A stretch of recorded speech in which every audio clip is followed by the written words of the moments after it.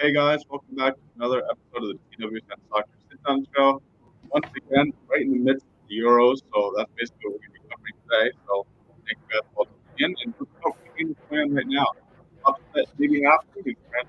That. Well, at halftime, Hungary is winning one nil against the defending World Cup against France. They just won the whole thing. What's our opinions on France here, guys? What do you guys think of how they look against Germany as well? Because I mean, they won, but it's not their own goal. So, how about you? I mean, that was kind of shocking. If you watch the majority of that half, it looked like France had, the bulk of possession as expected. They had, I would say, the better chances throughout the half. And then at the very end, in extra time, in stoppage time, Hungary goes on and scores the leading goal to go into halftime. So that's quite the momentum shift. I personally would still favor France to possibly get at least a point out of this game. I just think their quality is too good to not, at least score in this game once or twice. But listen, I'm here for it. Any sort of upset in the Euros, that's why we all watch it. It's always fun to watch when a surprise team pulls something off like this. So obviously we'll have another 45 plus minutes to see how this result will go. But I'm still going to lean France because I think their quality is too good. And I think I would say the mistake of the half, just to quickly breeze over it, was, if you guys looked at the lineup in general, France had their strongest lineup, but they had a few rotation players here and there to rest some other guys. In this competition, you can't take any game for granted, and I think we're seeing that right now. Yeah, and I think the interesting part that you don't mention, and it's the crazy thing about Hungary is that Adam Salzai, their captain, is now off the field, and that's how they play and how they, set up against Portugal and France. They're looking to get him into Salzai, who's a little bit of a bigger striker, a guy who can hold up play. And, against France, you're not expected to have much possession. It's not many chances. So having that, big, tall striker who you can rely on to hold up the play is very important. And they don't have him now. He's off the field, and yet they got the goal without him. So that's incredible. Hungary were never expected to get out of this group of death. I think that's kind of an expectation. But if they are able to win a game at home, and we'll see what happens in the Portugal game, which we'll talk about later, Hungary has a puncher's chance at least to get maybe third place. I wouldn't put my money on it. But, this would be an incredible story like Max mentioned. In terms of France, though, you have Digne at left back today, which is one of those rotations that Max just mentioned.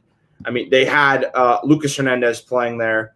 It was interesting because they didn't even bring Theo Hernandez from AC Milan. I think, that's a guy who had a fantastic season for a team that finished in the top 4 in Serie A, and he didn't even get a spot here. So it's interesting, but I'm not concerned about France. I think they're creating chances in this game. It's not a matter of them not even getting into the final third. They're getting there. Benzema missed one that he tried to hit with his laces that went off the outside of his foot. There's been a couple other ones. Mbappe's creating movement and stuff in the box. So I'm not too concerned, but what a story it would be if Hungary wins. This is exactly why we watch this sport, to see these, smaller countries and teams that don't have necessarily the most talent in the world win, especially in front of their home crowd. That's the best part about this. They have a full crowd there at the Puskas Arena. That's awesome, especially, coming off a pandemic. So it's really cool to see, and that's exactly why we watch the Euros. Yeah, I agree with that. This is a crazy game. I haven't watched much of it. I got up and then I kind of came on here and started setting up for this, but I didn't get to watch much of the game. But I did see that Hungary scored, and given that, I don't know if they'll be able to maintain it because we know how good of a team France is, and France is just this dominant force overall. They are, in my opinion, they're still the best team in the world. I know they have Belgium ranked as number 1 in the FIFA rankings. I don't really agree with that. I still think France is there. They have so much quality on the team that I think they'll get it done.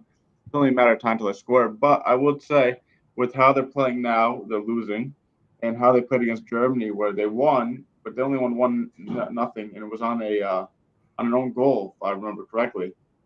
Maybe we have to start asking some questions about France. What do you guys think about that? Do you think maybe there's some cause for concern there, or do you think it's just early on in the tournament? With COVID and everything, it's been slowed down. You're bringing Benzema into the team who hasn't been there in like 5 years. What are you guys' opinions on that? I think with France, and we saw it in the World Cup. Obviously, they ended up winning the tournament, but they're the kind of team that gets better as the tournament progresses and as they play more games. So I'm not going to really read into it and say, oh, I don't know if France is as talented. If anything, I would say they're just as talented, if not better, with the addition of Benzema than they were in 2018. And obviously the progression of players like Mbappe and even N'Golo Kante. But I think, like I said, they are a team that if they were to progress, and I expect them to deep into this tournament, I think you're going to get the best out of France when they're playing against better opposition. I don't know if they're just one of these teams that, don't get up for the group stage, but I just think once they get that rhythm going, they're just going to keep getting better and better. Yeah, I completely agree. And I think the biggest thing with France right now is the one thing that I think, they can utilize the most against better opposition, like Max mentioned, is that pacing behind. And when you're going to see Mbappe get, because Hungary right now are playing very deep. Their entire team is basically on their own half of the field. They're not really attacking, which is why it's pretty remarkable they're up 1-0, because without their captain, they've managed to get a goal out of basically nothing. But when Mbappe gets all that pacing behind, we've seen it at PSG against the best teams in Europe in terms of club football. He is, dangerous against anybody. He's got incredible pace. He's got technical ability. He's got the composure to finish even. So, you have him, you have Benzema as well. I think, against a team like, they didn't play particularly well, like Joe mentioned, against Germany, but they got the goal. It was an own goal. They, obviously created that chance. And then they kind of sat back and respected Germany and didn't really give up much. And then again, Germany, who we'll mention later, are missing that true number 9 who can put the chances away.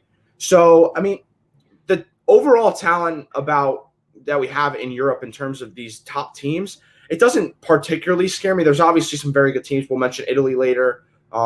Germany and Portugal are certainly 2 teams capable. Spain, maybe, but they're missing a number 9 as well.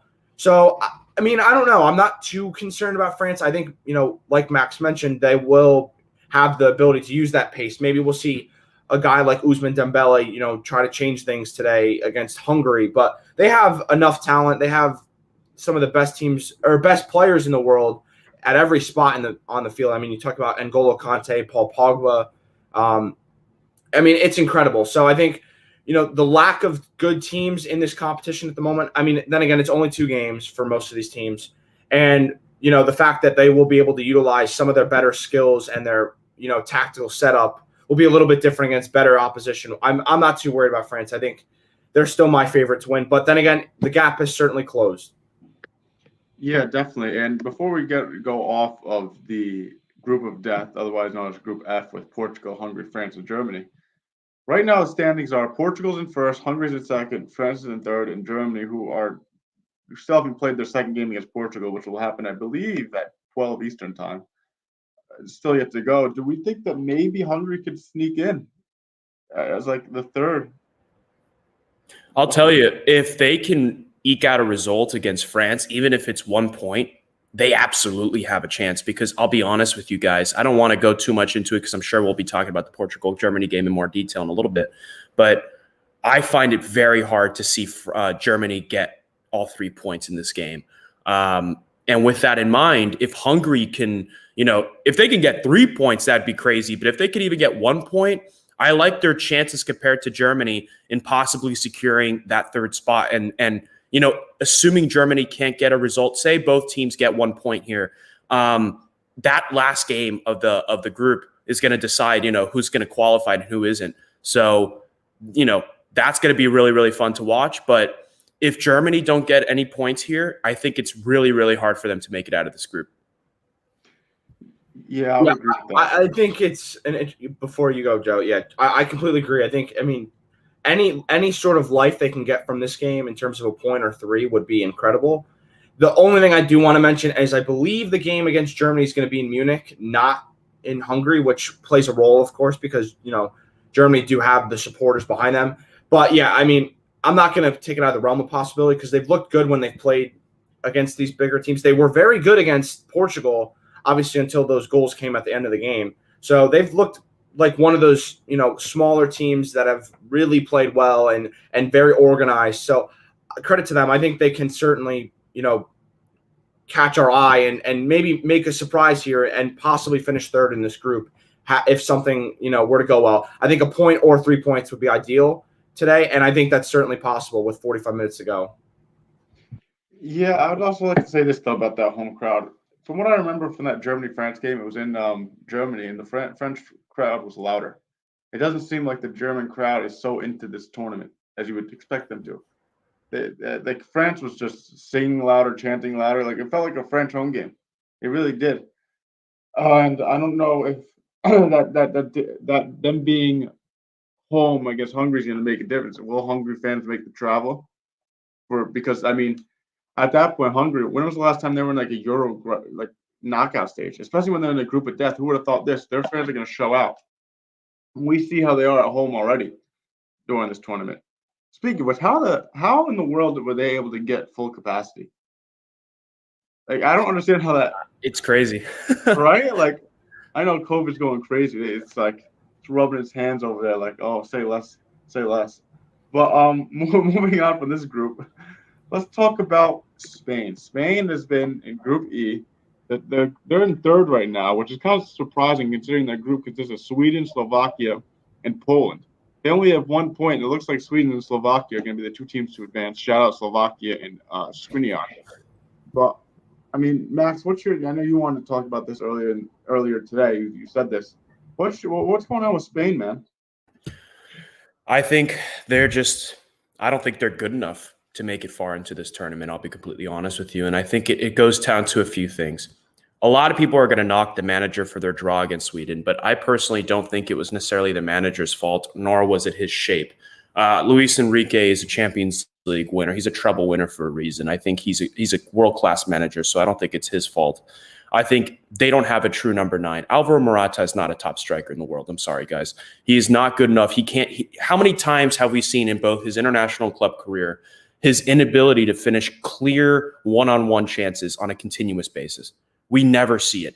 And I'm sorry, I don't care how good you are on the ball. I don't care if you are capable of scoring very skillful goals here and there. If you can't consistently, and we've seen there's proof out there, consistently one-on-one chances, you're not a world-class striker. I don't think Alvaro Morata is a world-class striker, and I think he's holding back this Spain team. You bring in a guy like Gerard Moreno off the bench. We saw it in that game against Sweden. When he's getting off better chances than Morata and he played maybe 20, 25 minutes in that game. He played far better than Morata did by a mile. And Gerard Moreno is nowhere near as good as Morata should be, in my opinion.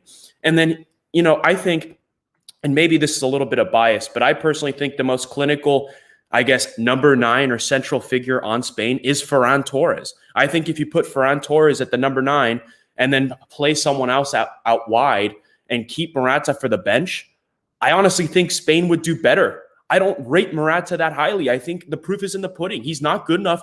I don't know if the pressure gets to him or he just second guesses himself when he has one-on-one chances. But it's ridiculous how there is a clear-cut chance. I remember in the warm-up games prior to the Euros, it was Spain-Portugal. That ended up being a 0-0 draw. There was a clear one-on-one chance where Morata should have scored. Spain should have won that game. It was a friendly, so it didn't mean much, but still, I already started having questions. I was like, we're going to get this version of Morata, right? Then you start seeing this game against Sweden, another 1 or 2 clear one-on-one chances. Spain really should have won that game, and I blame it practically entirely on Morata. Morata should have scored at very least once in that game, and I think Spain would have easily won that game. I don't blame the midfield. I think the midfield did a good job in getting chances through, but the strikers and the forwards just couldn't get it done. And you know what? I very rarely blame a result on one individual player, but I just think as long as Morata's your number 9, Spain's not going very far in this tournament. Yeah, that's the biggest thing with them. I think even another guy who's not even in the squad is Iago Aspas from Celta Vigo. I think I just looked at his numbers from this season, 14 goals and 13 assists and 33 appearances in La Liga this year. That's a guy who maybe should be more trusted. He's 33 years old. He has consistently played well. Why not bring him instead of Morata? Or if you're going to bring Morata, fine. I guess that kind of makes sense, praying that he can maybe spark something. But clearly, like Max mentioned, at Chelsea he wasn't successful. At Juve he hasn't been successful, and at Atletico Madrid he hasn't been very successful in terms of his finishing ability. I think that's the missing piece. I think Max, I'm not even disputing your answer for Ferran Torres being their most clinical player, because it's the truth. I mean, when we saw them, dismantle Germany, I believe it was, towards the end of 2020 in a friendly, I'm pretty sure he had a hat trick, and it was somewhere around 6-0 against Germany. And a lot of people were calling, for Joachim Löw's head, and making that, that criticism was there because, getting embarrassed by a team who's not really, that good in terms of their striker depth. They got 6 goals against them. So, yeah, I think in terms of Spain making a deep run, I just don't see it happening unless, somebody can start scoring the goals, because, the rest of their team is, very talented. You have a pretty good mix of young midfielders and the veteran guys like Thiago, but you have Pedri there, who's very, very good. You have guys world like class. Yeah. Rodri's a very good 6. We've seen Koke play at a high level. And defensively, they have Aymeric Laporte, which was a big move. But I think, once again, people are going to consider why was there no Real Madrid players brought to this tournament. Sergio Ramos was in lack of fitness. That is fair. But at 35 years old, he's been a veteran. He's been there day in, day out for the Spanish national team. Why not try to bring him? We saw England, they're bringing Harry Maguire, who was not fit clearly at the beginning of this tournament. Could be, towards the end of it. Why not bring Sergio Ramos and, maybe give him as a partner to Aymeric Laporte? I think, that those are the decisions that could haunt them. But overall, I can't blame the manager. I think simply the striker position is this biggest problem. And, they do play Poland today. This is their second game. I think they should win. I don't like this Polish team besides Robert Lewandowski, of course. And he really doesn't have too much support. And, they lost their first group game. So I'm not too sure Spain loses today. But in terms of them making a deep run, they should not be trusted. I think they will get out of this group, whether it's in first, second, or third, based off a result today. But in terms of them, getting to a semifinal or final, I just don't see it happening unless Alvaro Morata starts scoring, or they decide to go to Gerard Moreno and, try to rely on him to get the goals alongside Ferran Torres and a guy like Dani Olmo. No shot they get far. This not French team. This Spanish team just isn't that good. I never really saw the hype with them, to be honest with you. Their midfield is all right, I guess. It's not like what it used to be with Xavi and Iniesta. So it's not that. It's their defense. They left Sergio Ramos behind for whatever reason, because he's probably still the best defender. Let's be honest here. Ramos is still a very, very good defender. Up top, Ferran Torres is good, but overall, it's nothing really to write home about. They had 8-1 odds to win the Euros. I was like, what do the bookies know that we don't? Because that seems like a very easy bet to say they're not winning the Euros. I just never really saw it. It's not a good team. Morata is a god awful striker. You can't be. He's the Spanish team of Werner. Let's be honest here. That's a great comparison, right? He just misses easy chances. I just don't understand what he provides to this. They're just not a good team. They're gonna make it to the group stage because that group is very, very bad. Poland is very unserious. Maybe we have to have a conversation about Lewandowski though, because that man. Yeah, Christian. Yeah, we do. For what? It's his team. It's not him. Yeah, but so he can only perform when he's but with a super team in Bayern Munich where they give. He missed a few chances, but he was still the best player for Poland for sure. I expect him to be the best player. Joe, if we're going to be talking about underperforming strikers at Euros, we have to look at your man. Yes, and that's a great segue into why he's not scoring and why the English team's not going far. Because Gareth Southgate's a very bad manager. So let's talk about how he sets up. He sets up in a kind of a 4-3-3, maybe like a 5-3-2, maybe you want to call it. Depends on what you want to call it. But he doesn't play a 10. He plays Foden out on the wing. He plays Sterling out on the left and Kane in the center. And he's playing Mason Mount as a pseudo 10, I guess. I don't really understand what he's going for there. Mount is an 8. He's not a 10. Don't play him at a 10. He doesn't work at a 10. Foden has been meh.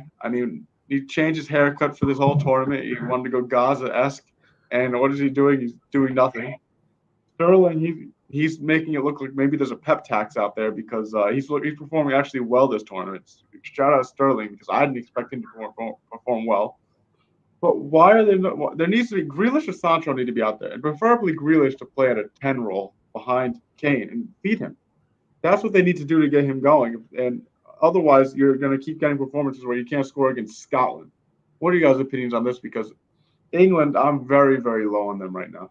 I won't have to wear an Arsenal jersey by the time this, if they keep going this way.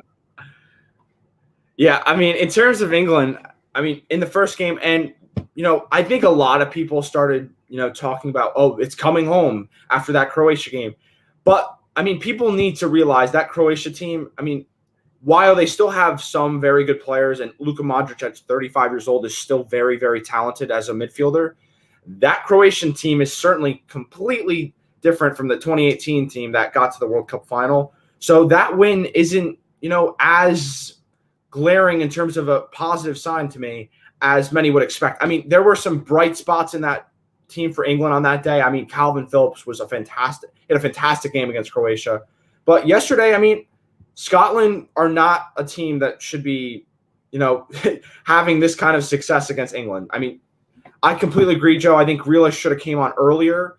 And, while Raheem Sterling had the goal against Croatia, I think Jadon Sancho should have had, 30 minutes to try to influence the game. And, he's a guy who is considered one of the best young wingers in the world, and he hasn't even got on the field once in these first two games. So, Southgate continues to get questioned, and deservedly so. I think he needs to figure out what he wants to do, or else, Harry Kane needs that support. And I think, he hasn't had the best performances over the first two games. I think, Joe, you would agree on that, even though you're a Spurs supporter. But he's certainly capable of doing, guys around him. England certainly can still figure it out. I'm still concerned about their back four. I mean, he did make the right decision, I think, by playing Luke Shaw as a true left back, because I think against better opposition, playing Trippier on that side, who isn't a natural left back, would be, a kind of a mistake in my opinion. And, John Stones and Tyrone Mings is not the most trusted. They've looked good, credit to them, but they haven't, faced the best, attacks in this tournament. So when you go up against the likes of Portugal with Ronaldo, Jota, and Bernardo Silva, or, France with Mbappe, Benzema, and Griezmann, those are much more dangerous sides. And I think they would have much more trouble with them. So, yeah, I'm not as concerned, but I think that Southgate needs to figure it out, or else that's going to be the biggest problem. If Southgate can't figure out his best 11 and, get the right support and service for Harry Kane, I not only think Harry Kane's going to continue to struggle, but I think, this team isn't going to go much farther. I think they will get out of their group, no question. But like we just mentioned about Spain before, getting to a semifinal when they have to go up against the likes of Portugal seems very glaring right now. So I'm a little concerned as well. Yeah, I agree with a lot of the points you mentioned, Christian. I mean, I'm not going to lie. After the first game against Croatia, I wasn't as hard on England with regard to their performance because, I expected Southgate to continue with his three at the back, counter-attacking tactics from the World Cup. But thankfully, he actually was really smart. He came out with a 4-3-3-like formation with two holding midfielders. And I thought that was the perfect formation against a team like Croatia that liked to hold possession and liked to create a lot of chances. So at that time, during that game, and the way that Calvin Phillips played justified that formation to me in that first game. So I wasn't too hard on England. Yes, it wasn't a perfect performance, but I think they did what they had to do tactically. And I think the players ultimately saw it, the result. And that's all that matters. Now, going into this game against Scotland, it's a different story, right? Because Scotland is a significantly worse team than England on paper and in general. I mean, they have I would say they have worse personnel. I would say they have, even though I don't rate Southgate that highly, I would say their coaching staff is worse than England's. And England just has everything going for them right now. And you would think that they would be, especially given the magnitude of the game, that rivalry with Scotland, that England. Also, I forgot to mention they hosted the game. It was a home game for England at Wembley Stadium. You would think that they would have gone after this game a little bit more by, maybe doing a little bit more of a daring formation, maybe a 4-3-3 with two attacking midfielders with one holding midfielder, or maybe just a different sort of formation that encourages a little bit more attack. We didn't see that from England. We saw England stick to the two holding midfielders, and I think that ultimately held them back. As we mentioned, Harry Kane, practically did nothing that game. And yes, Harry Kane could have played better, but I think a lot of it was, there wasn't the midfield to provide him those clear-cut chances to even make a statement in the game. And I think a lot of that is given the fact that they had two holding midfielders against a significantly inferior opponent. So I think if Southgate would have gone with a formation, like I said, a 4-3-3, say Declan Rice is your holding midfielder, and then you have, say, Jack Grealish and Mason Mount as your two attacking midfielders, I think we would have seen a way different game than we saw yesterday. Obviously, Jack Grealish wasn't able to make too much of an impact when he got subbed on, but I don't really blame that on him. I blame it on the fact that he only played, maybe 20 minutes, and the game just wasn't treading the way of England. And it's really embarrassing when the Scottish midfield was clearly the better midfield out of the two teams, and you compare the quality of the two sides. It was Billy Gilmore, who's a Chelsea youngster. It was his first ever international game for Scotland, and he was the best player on the pitch yesterday.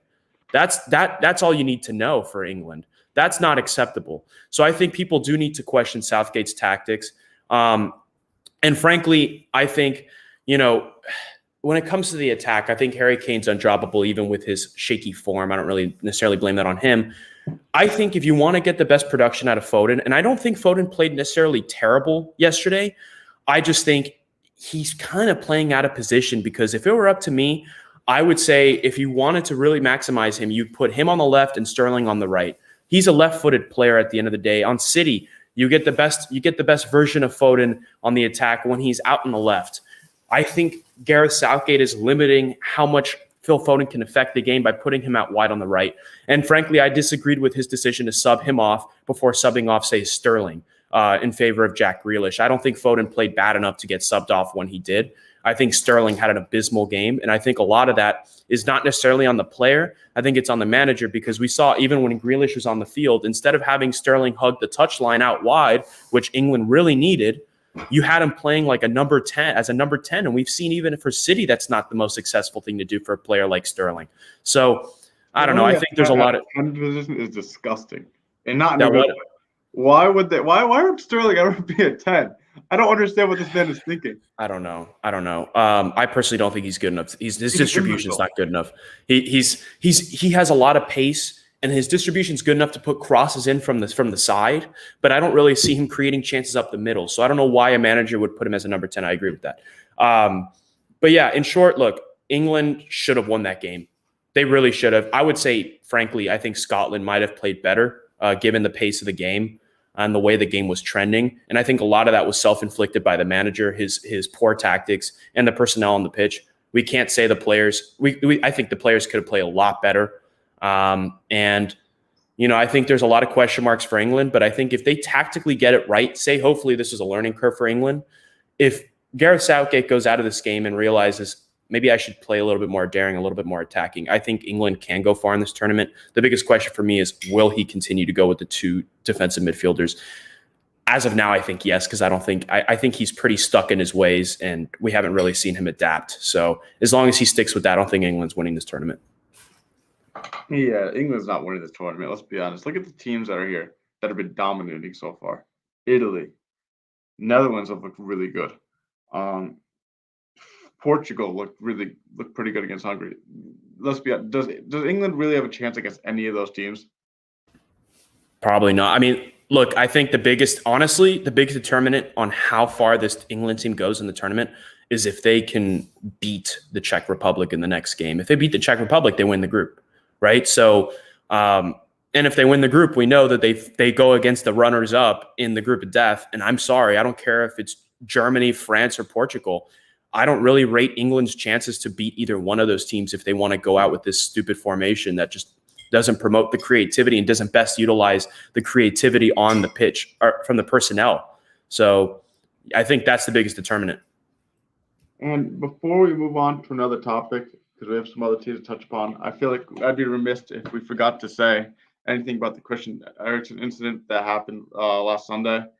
Thank God he's all right. He just got released from the hospital in Denmark. But that was a scary situation. I was at work. I started tearing up, not gonna lie, when I saw the video and everything that happened. But that was just a scary, scary situation. And apparently it was cardiac arrest. He had a heart attack on the field. But I mean, thank God he's all right. Yeah, just I to mean, touch on that. yeah. Oh, go ahead, Max. No, go ahead, Christian. You're good. Yeah, I mean, as a obviously in life in general, I mean, obviously that was a scary sight for all of us. I mean, Joe is somebody who's watched Erickson very closely for the last couple of years. I mean, it was tough to watch personally, just as a football supporter in general. I mean, it just looked terrible. It was scary. I've never been.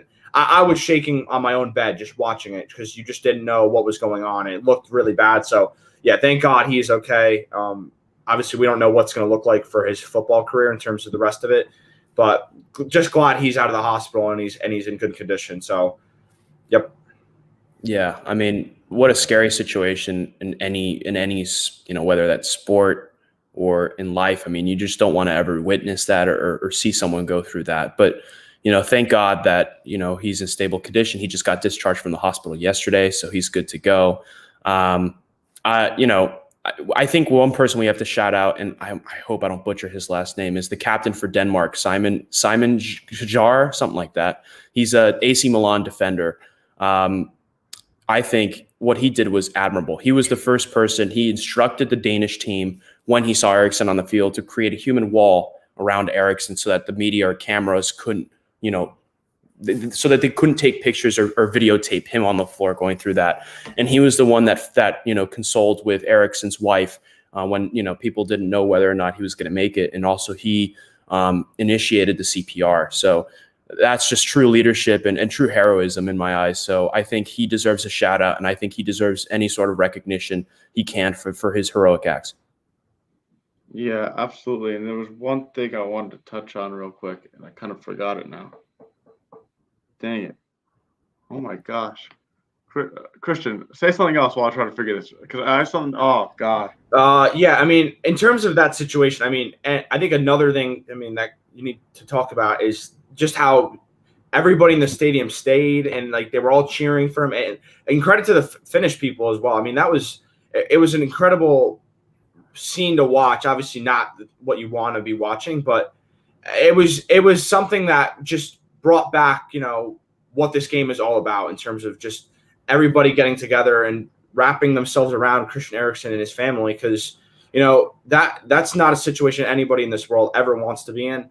And the fact that he's managed to get past it, he's now okay, and this tournament can go on and people can support him. I mean, even the scenes later that day with Romelu Lukaku going to the camera in his game against Russia for Belgium and just supporting Eriksson. I mean, the support for Eriksson has been incredible. I have never really seen something like this in sport, especially football. So it's incredible, and I think it's something that we will definitely talk about for a very long time because it's just that heroic in terms of the way people have supported him. Yeah, and now I remember what I was going to say. I thought it was actually insane, and thank God and life-saving that they just stopped play right away. That normally doesn't happen. A lot of times, like the ball gets kicked around because I believe Finland had possession at the time when it happened, and it was basically like you play until the guy gets up or until the ball goes out of play, then they go stop it. But everyone was just like, "This isn't right. We got to stop this right now," and that probably saved his life, to be honest. And the fact that they just said that something's wrong, to stop play right away. Like they saw him go down and boom. Play stopped within 5 seconds. How many times has that ever happened before? We've seen people writhing on the ground in pain before, and it's you have to finish your rush until the other team gets the ball back or something like that. So thank God they stopped it right there and then. And I was surprised, but thank God. I couldn't agree more. Yeah, but moving on after from the Eriksson situation. Let's talk about the Portugal-Germany game that's coming up in an hour and a half. Who do we think is going to win this game? What do we think is going to happen? And we obviously know this has big impacts on the group of death. So, you guys, whoever wants to go first, go ahead. I think Portugal should win this game. And at the very least, I'm going to give Germany a puncher's chance to get 1 point out of this or a draw. I was not impressed by Germany in the first game.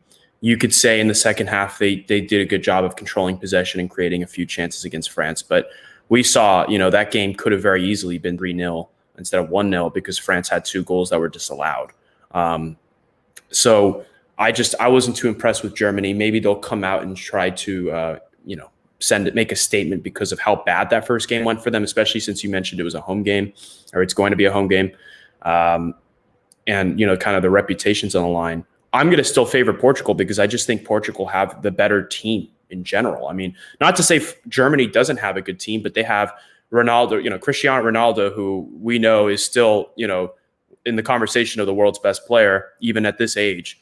We obviously saw the impact of Rafael Guerreiro. He got a deflected goal. He opened up the scoring against Hungary in their game, but just his impact in general.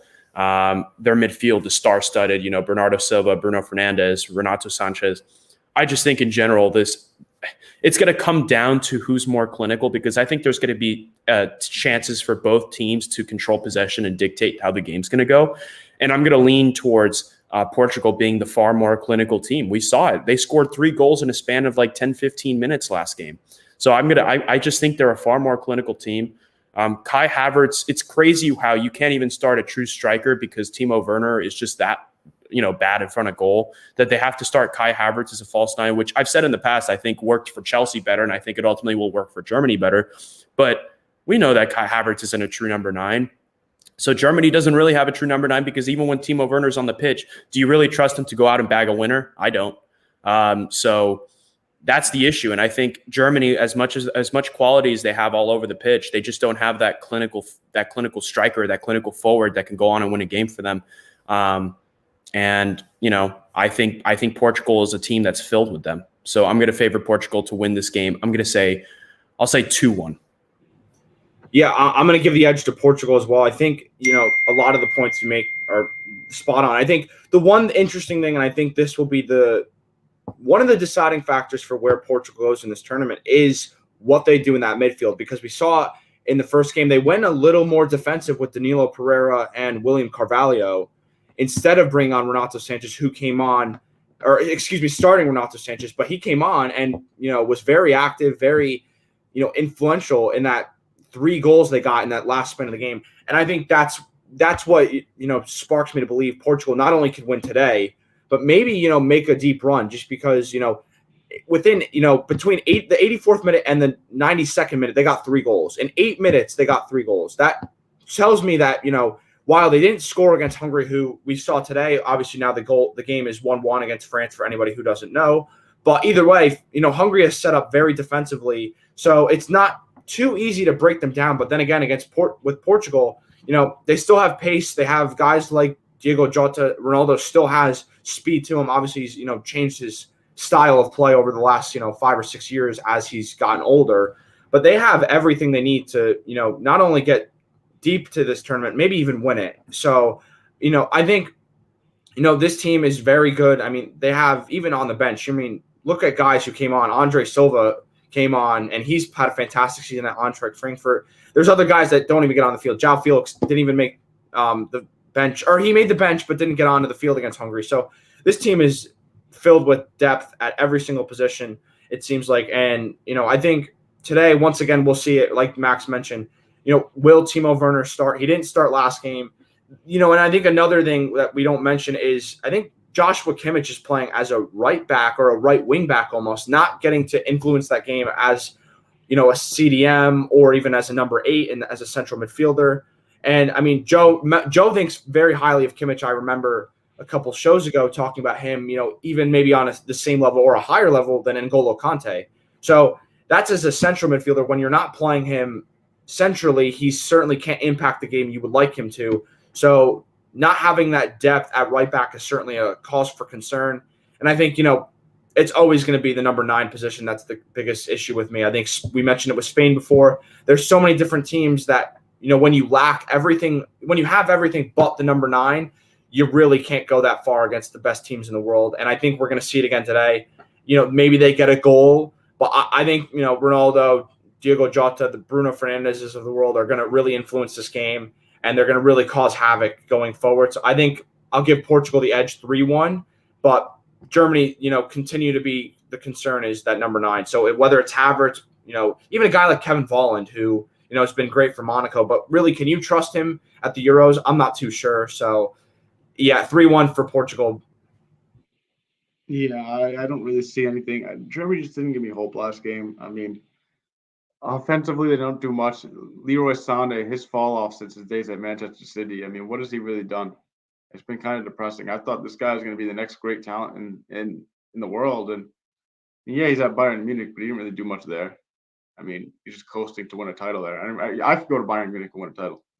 Put me out there. I will still do well. I mean, but yeah, I just don't see much going on here for Germany. Portugal is such a good team. They have great attack. They have great attacking prowess. I mean, Ronaldo was inevitable. He's going to be. We know he's going to score against Neuer. We just know that's going to happen. I mean, I just don't. Germany. I think. Are they even going to qualify for the next round? If Hungary can hold out for a point here and Germany don't, it's going to hinge entirely on that Hungary Germany game at the very end or the last game of the group for them. So can they? Yes. Will they? We'll see. But even then, are they going to have enough points to do it? Because isn't it like what the 4 teams with the highest point totals go? It's a good point. What would they have? They would, even if they beat Hungary, they'd only have 4 points then. No, 3 points. No, they'd have 3 points, assuming they lose to Portugal. They lose to Portugal today. They'd finish with 3 points.